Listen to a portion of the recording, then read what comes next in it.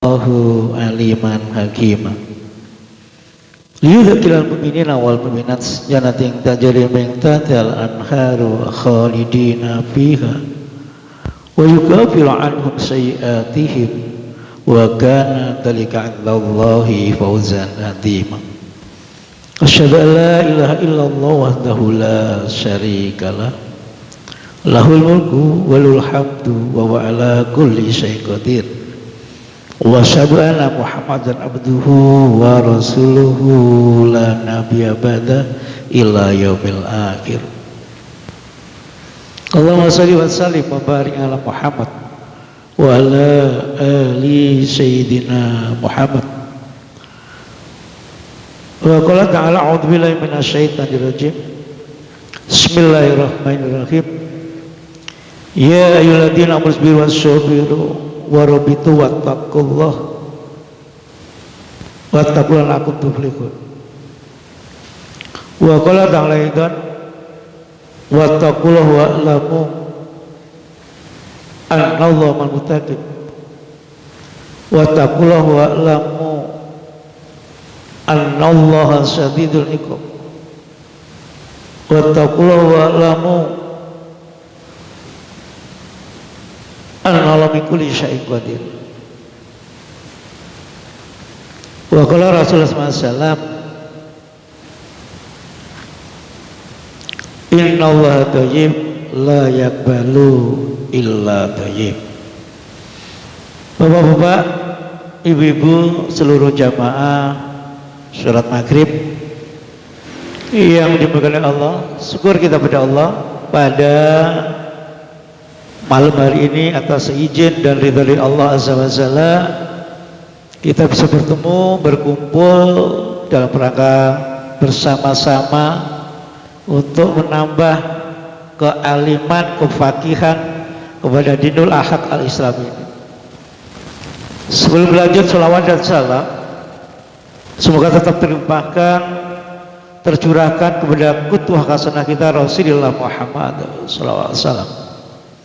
Sholawat dan salam tentunya juga untuk ahli keluarga Rasulullah, para sahabat-sahabat Rasulullah yang mulia, kepada para tabi'in, kepada para tabi'ut tabi'in insyaallah salah berkah semuanya. Dan tentunya kita berharap kepada Allah, apapun kondisi kita, siapapun diri kita, semoga kita bisa terus beritiba kepada jalan sunnahnya Rasulullah, dengan harapan istiqomah kita beritiba kepada jalan sunnah inilah yang kita harapkan nanti akan menjadi mampu menjadi penolong kita untuk mendapatkan, kita semua ini mendapatkan syafaat dari Rasulullah di yaumil akhir. Bapak Ibu, mari waktu yang tidak banyak ini kita manfaatkan sebaik-baiknya. Kita buka bersama-sama dengan bacaan basmalah. Bismillahirrahmanirrahim. Tidak banyak yang akan kita diskusikan Bapak Ibu, kita sharingkan. Berkali-kali kita katakan setiap kita ketemu, tidak ada yang lebih alim, tidak ada yang lebih faqih. Semuanya dalam rangka belajar bersama-sama. Karena sefaqih dan sealim apapun ilmu seseorang itu yang diibaratkan oleh Rasulullah hanyalah seperti air yang menempel di ujung jari. Jadi seberapapun alim diri kita, seberapapun kitab yang kita baca, apalagi kita gak pernah baca kitab ya, sealim berapapun kita ya, itu kata Rasulullah hanyalah seperti air yang menempel di ujung jari ini dibanding ilmunya Allah. Inilah yang membuat kita tidak pantas untuk bersombong-sombong, apalagi di negeri ini. Mohon maaf, data membuktikan kita ini bangsa yang sangat susah untuk belajar ya. Hobi membacanya cuma berapa persen dibanding negara-negara. Itu baru membaca, belum daya bacanya. Kalau hobi membacanya kurang, daya bacanya kurang, apalagi menghafal. Sementara ini yang membedakan kita dengan para salafus soleh. para sahabat, para tabiin, para tabiin dan salafus setelah mereka. Nah, itu. Ini yang membedakan. Sudah kita jarang mau membaca, ya. Akhirnya karena tidak banyak yang bisa masuk kepada diri kita, tanggung jawab keilmuan kita juga rendah. Tanggung jawab keilmuan kita rendah, ibadah kita juga rendah kualitasnya. Gitu. Ini korelasi yang tidak bisa dipungkiri bapak-bapak dan ibu-ibu semua. Dan yang menarik begitu, beberapa saat yang lalu, karena hadis ini kan ribuan kan, sunnah Rasulullah itu sangat-sangat banyak gitu. Ribuan, dikatakan puluhan ribu, ada yang ratusan ribu sunnah Rasulullah SAW gitu ya. Ada yang buat saya sedikit tertegun begitu, nanti kaitannya dengan apa ayat Allah yang ada di surat Al-Muzammil itu, yang terkait dengan bacalah yang mudah dari Quran di saat kau itu sedang sholat gitu ya, di akhir-akhir ayatnya di Al-Muzammil itu. Jadi Bapak Ibu mohon maaf sebelumnya, 3 ayat ya, salah satu ayat yang kita baca di dalam sholat gitu ya, berarti 3 ayat. 3 ayat itu berarti kalau surat beda apa Pak? Idza jaa inna atina al-kautsar sama wal asri. Apa yang digambarkan oleh Rasulullah SAW ini yang memotivasi kita untuk menjadi min ahli sholat. Oh ya, pemakanan min ahli sholat dumanya bibali sholat.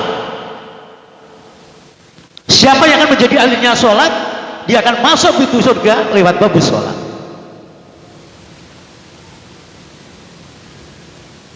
Nah, sekarang kita compare dengan ini, hadis ini dengan ayatnya oleh yang tadi. Ya.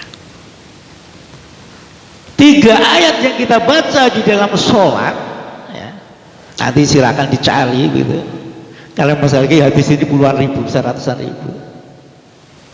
Itu lebih baik Bapak Ibu di sisi Allah, bukan di sisi manusia.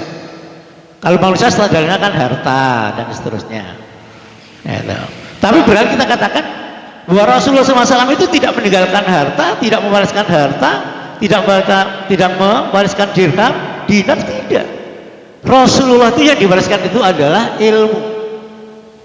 Kenapa muncul kalimat al ulama warasatul ambi? Rasulullah itu tidak mewariskan harta, Rasulullah tidak mewariskan dinar dan dirham. Sehingga kalau kita melihat pada sisi Bunda Khadijah, bayangkan orang yang terkaya di Makkah, kita sama-sama tahu begitu beliau sedo, apa yang didapat, apa yang menempel baju-bajunya dengan tempelan-tempelan yang begitu banyak. Hartanya dipakai untuk fisabilillah. Bayangkan dari orang terkaya konglomerat habis dana untuk fisabilillah. Nah, kita hanya kan kembali, kita pengennya numpuk harta dan numpuk harta gitu. Nah, kembali ke compare ketiga ayat tadi.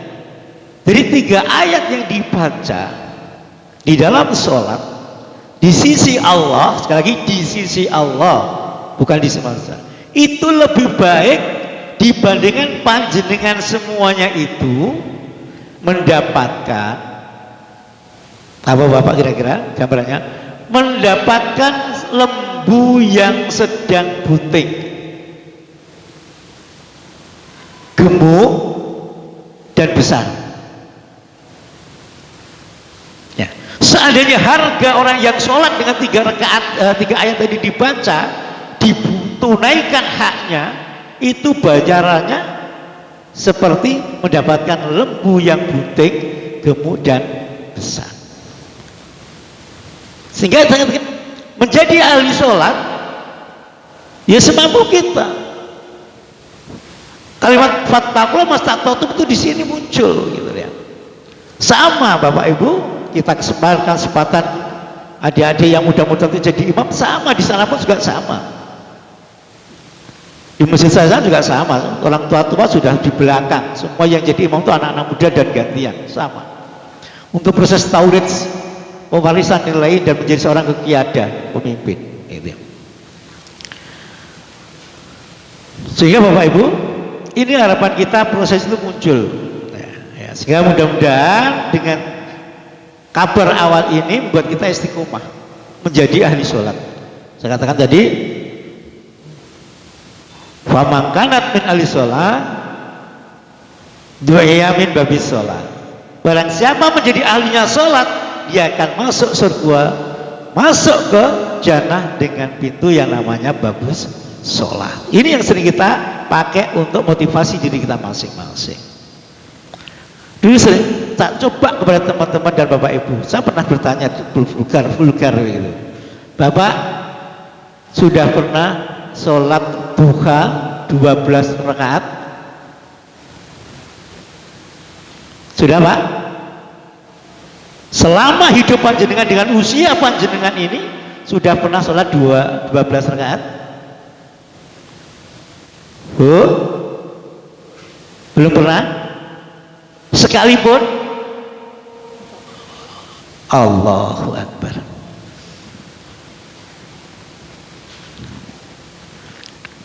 Kenapa Bapak Ibu saya tanyakan ini? Yang panjang sakit pirsani, yang dibikinkan rumah di surga itu kan yang duhanya 12 rakaat. Ya paling tidak, mohon maaf sekali lagi, mohon maaf lahir batin, minimal sekali sepanjang hidup lah, sekali kalau memang nggak bisa. Kalau belum pernah, nanti dicoba ibu, besok atau besok lusa, bisa toh? Bisa. Dan tidak butuh waktu yang lama, cuma butuh kesungguhan, karena masing-masing itu kan beda fadilah yang diberikan, digambarkan oleh Rasulullah SAW. Monggo lah dicoba sekali minimal seumur hidup, tapi kalau bisa ya jangan lagi, kalau bisa lebih dari itulah gitu ya, diusahakan. Panjenengan bersani semuanya nanti fadilahnya kayak apa, yang 2 rakaat kayak apa, 4 rakaat kayak apa, 6 rakaat kayak apa, 8 rakaat seperti apa, 10 rakaat seperti apa, 12 rakaat seperti apa. Sayang kalau saya katakan seumur hidup dengan usia yang sudah kita ajak ini, kita terlena dengan urusan dunia dan tidak pernah untuk takarban, hanya sekali saja minimal sampai 12 rakaat lah gitu. Jadi jangan, walaupun saya kalimat fattaqullah mastata'tum, sekuat tenaga kita, sholat kita ya, kalau kita bisa optimal kenapa tidak. Ibu-ibu bisa bayangkan, karena itu sholat sunnah yang lebih ringan gitu ya, kalau ibu-ibu saya katakan setiap rukuk sujudnya itu doa setelah subhana rabbiyal a'la wa bihamdi atau dengan kalimat yang lain, terus panjangan doa dulu katakan selain dengan doa, berarti kalau 2 rakaat 12 rakaat doanya berapa Pak? Kira-kira bisa doa berapa macam? Setiap rukuk, setiap sujud doanya beda. Berarti ada berapa doa yang bisa kita lantunkan di hadapan Allah dengan doa yang berbeda setiap sujud. Ada berapa kira-kira Pak? Ada 24 doa yang bisa kita minta kepada Allah SWT, yang bisa kita minta kepada Ar-Rahman Ar-Rahim. Kita bisa bayangkan kebutuhan doa itu, semakin banyak doa yang dilantunkan oleh hamba Allah, semakin Allah itu cinta pada diri kita. Menandakan banyaknya doa kita, menandakan bahwa kita ini sebagai hamba Allah yang tidak sombong, sebagai makhluk yang tidak sombong, yang merasa dhaif di hadapan Allah. Dan Allah suka dengan orang yang banyak berdoa. Udhani wastajib lakum, jelas standar itu ada. Monggo Bapak Ibu, ini kita semakin lama kan semakin awet tua kan begitu ya. Jadi mumpung ya, kalau sudah usia seperti kita ini kan sudah saatnya lah kita berjaga-jaga gitu. Gitu. Untuk apa? Ya tadi, kalau kebetulan nanti saatnya didatangi oleh yang mencabut diri kita. Nah, Bapak Ibu,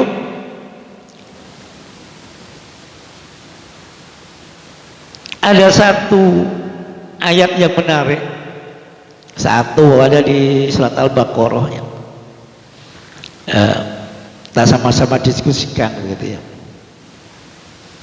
Ada satu masa setelah Nabi Musa itu wafat gitu ya, nanti hubungannya dengan apa, orang, kondisi yang akan mendapatkan apa, orang yang hatinya ini takut, cemas, tapi itu jumlahnya komunal, masif. A'udzubillahi minasyaitonir. Alam tara ilal ladzina kharaju min diyarihim wa hum ulufun hadaral maut. Fa qala lahum mutu summa ahyahum. Satu ayat ini saudara. Ya. Innallaha fadlu fadlin 'alan nas walakin aktsarun nasi la yashkurun. Apa Bapak ini tulisnya? Alam tara, apakah kau tidak perhatikan siapa yang di depan? Ila kharaju min diyarihim, orang-orang yang keluar dari negerinya, dari kampungnya, yang jumlahnya itu min diyarihim wa hum ulufun hadaral maut. Jumlahnya itu ribuan, eksodus. Tapi kondisi jiwanya apa? Ulufun hadarul maut. Orang-orang ini jumlahnya mayoritas ribuan yang keluar dari negerinya karena takut mati. Jadi yang takut bukan cuma 1-2 orang, ribuan orang di dalam ayat ini dikatakan begitu. Nah. Apa kata Allah? Faqala lahumul mutu summa ahyahu. Oleh Allah ketakutan itu dibuktikan dan dimatikanlah mereka yang ribuan. Summa ahyahu, dihidupkan kembali oleh Allah. Untuk apa? Membuktikan kuasanya Allah. Gitu. Jadi kalau kau menghindar kematian, kemanapun kau tuh lari, kalau takdir Allah sudah menentukan batasnya, ya selesai. Gitu.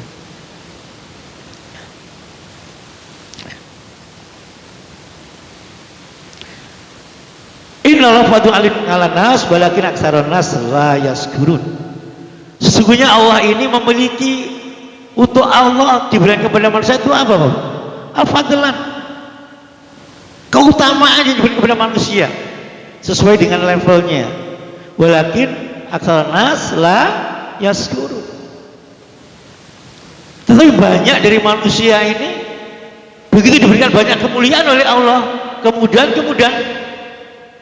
aksaran nas, banyak manusia itu yang tidak layas dulu, dia nggak bersyukur. Ya, ini gambaran dua ayat yang menarik. Satu adalah menggambarkan bahwa Allah menggambarkan ada orang yang jumlahnya ribuan keluar dari satu kampung, satu negeri, semua berbondong-bondong untuk menghindari kematian. Tetapi oleh Allah untuk membuktikan, dimatikanlah mereka semua dan dihidupkan kembali. Artinya ini memberikan gambaran bahwa hak menghidupkan dan mematikan itu betul-betul haknya Allah. Maka selama ini kita balik, gunakanlah kesempatan kita yang hari ini kita ada ini sebaik-baiknya untuk apa? Ya tadi, mencari karunia Allah, untuk taqarruban ila Allah. Dengan cara apa? Apapun yang kita bisa amalkan, ya, untuk apa? Amalan sholihan tardohu, ya, beramal dengan amal-amal yang Allah itu ridho kepada diri kita, kita lakukan. Karena saatnya itu masing-masing orang beda. Dan ternyata bapak-bapak dan ibu-ibu, mohon maaf, usia yang ada di kita ini, kalau kita compare Misalnya kalau panjenengan itu yuswone sekarang itu 60, sesungguhnya itu dalam hitungan komariah panjenengan itu yuswone sudah 62. Karena setiap ambil 30 tahun sekali samsiah itu sama dengan 1 tahun tambahan komariah. Jadi jenengan ini yuswone saja nih sudah berapa? 60. Aslinya hitungan yuswone dibandingkan yuswone kaki Nabi itu sudah 62. Berarti upama pas ini pada karo karek kantor pinten? Tinggal setahun hidup kita. Tetapi Bapak Ibu mohon maaf, sekian banyak saya coba hitung usia para sahabat, para tabiin itu yuswone sing panjang-panjang itu kata juga. Walaupun standarnya umatnya Rasulullah itu 60, 70, ternyata usia para sahabat, para tabiin itu banyak Pak. Ada yang panjang-panjang juga. Gitu loh. Dan yang menariknya kalau panjenengan ini kita kadang-kadang kan pangapunten sekali lagi. Jenengan kan sudah merasa sepuh semua begitu ya. Nah, sementara kalau jenengan kembali kepada sirah, pangapunten Bapak Ibu, Khalifah Abu Bakar itu diangkat menjadi khalifah yuswa pinten? 60 lebih.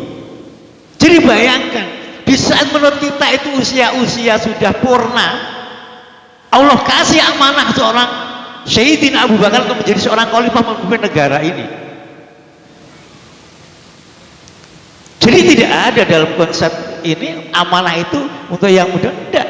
Bayangkan macam besar ini loh yang benar-benar ada di kehidupan orang Muslim. Jadi usianya seperti itu, beliau baru diangkat jadi seorang khalifah, baru berperan untuk umat secara masif, memiliki jiwa mas'uliyah yang besar untuk menata kehidupan setelah ba'da wafatnya Rasulullah SAW. Demikian sami Sayyidina Umar, dia akan menjadi khalifah itu sudah di atas tahun usia 50 tahun, menjadi pemimpin negara besar kembali.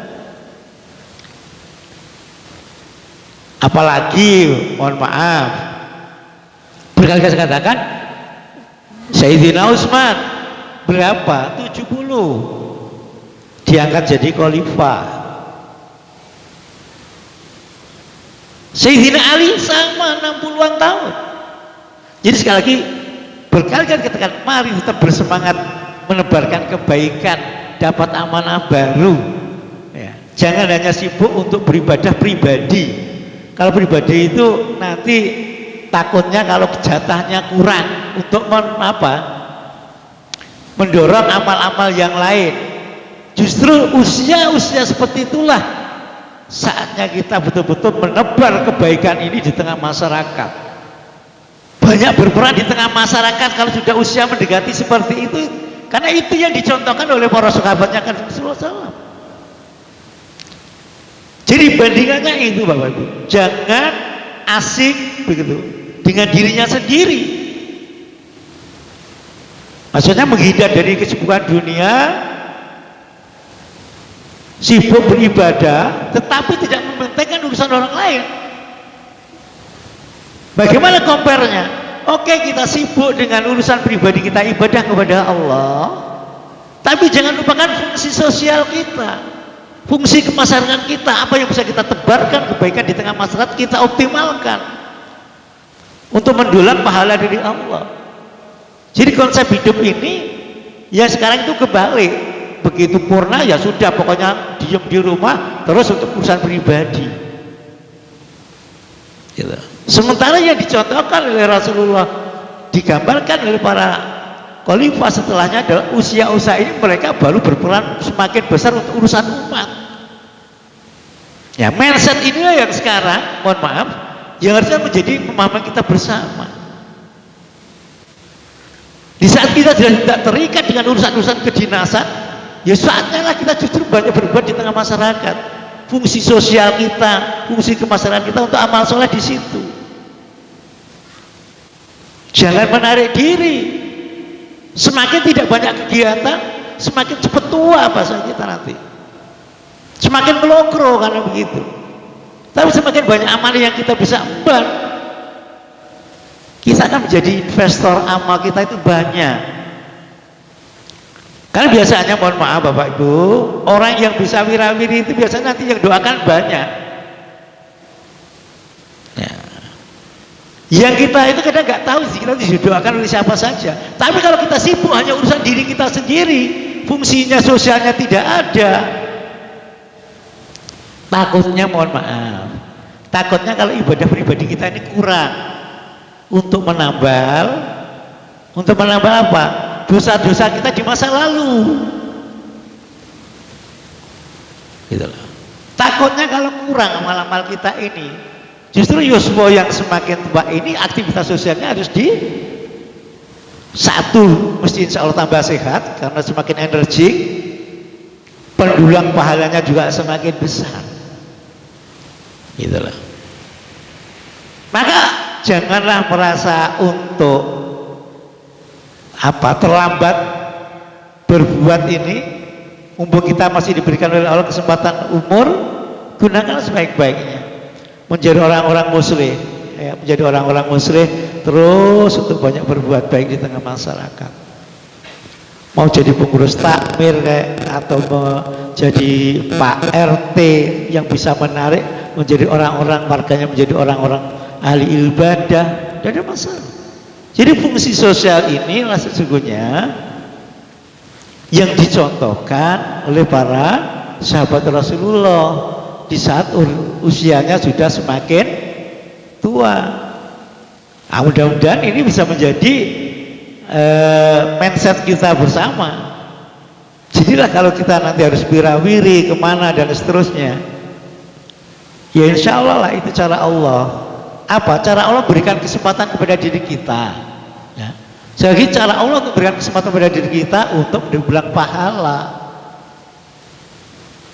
Jadi mohon maaf, tidak cukup kalau kita hanya dekem berdiam di rumah sibuk, hanya menjadikan kita orang soleh, tapi tidak muslih. Gitu. Ini harapan kita. Karena inilah yang dicontohkan. Ya. Sehingga bapak dan ibu-ibu, ini yang kita harapkan muncul pada diri kita. Apakah ini justru akan membuat kita semakin merasa waktu kita untuk taqarrub ila Allah itu kurang? Bisa jadi iya. Tetapi yang menarik kalau kita semua persani di ayat-ayatnya panjenengan itu yang ada, semuanya rata-rata kan para ruh yang minta dikembalikan kan cuma satu, hanya ingin bersedekah, berinfak. Artinya itu fungsi sosial, bukan itu pribadi. Kenapa orang semuanya itu nanti akan merasa menyesal dan minta kembalinya kan cuma satu, hanya fasodaku aku minas sholihin. Jadi kembali kepada konteks ayat ini, sesungguhnya yang bisa mengompar terkait dengan dosa-dosa masa lalu kita ya amal sedekah itu. Apakah itu harus dengan uang yang banyak? Tidak kan? Kan tidak harus dengan uang yang banyak. Gitu loh. Ya mudah-mudahan ini semoga bisa menjadi ya, pemahaman kita bersama. Sudahlah, bismillah wa tawakkalallah. Ya, apa yang bisa kita lakukan untuk memberikan kebaikan di tengah masyarakat? Apa yang bisa kita lakukan untuk menebar kebaikan di tengah masyarakat? Sekecil apapun, selama itu sosial, kan bisa nanti akan menjadi dari amal-amal jariah. Nah, hari ini kita hanya sibuk semuanya kembali, ya, kembali hanya untuk urusan pribadi-pribadi. Mungkin saatnya kita minimal, saya katakan minimal apa? Minimal doa untuk saudara-saudara kita, untuk tetangga-tetangga kita, untuk teman-teman kita, gitu ya. Gitu. Nah, ini bicara satu sisi yang ada di surat Al-Baqarah. Ya. ayatnya di 243 ya, nanti ada sampai 244 tadi. Saya cuma ngambil dua ayat ini saja ya, nanti kalau panjenengan pirsani tafsirnya macam-macam jumlahnya begitu. Kurang berapa menit ya kira-kira? 5 menit, berarti kita pungkasi kemauan ya. Insyaallah. Jadi artinya satu saja Bapak dan Ibu, mari gunakan waktu kita sebaik-baiknya, karena kita tidak pernah akan tahu kapan kita akan bertemu dengan malaikat maut kita. Mudah-mudahan dengan panjenengan menjadi ahli ibadah sekaligus menjadi orang-orang yang muslim yang banyak berbuat baik di tengah masyarakat, mudah-mudahan kita nanti akan diselamatkan oleh Allah. Maka mudah-mudahan kita akan menjadi orang yang sukses dunia dan akhirat kita. Ini harapan kita. Dan secara pribadi saya bersyukur karena softnya sudah rapat, sudah rapi. Karena memang yadkullah, tertawanya Allah, tersenyumnya Allah diberikan kepada siapa? Yang al-qaum, suatu kaum, satu kelompok yang softnya rapi, idza sholat, idza sama. Jadi inilah salah satu yaqullah ilaihim, kata Allah.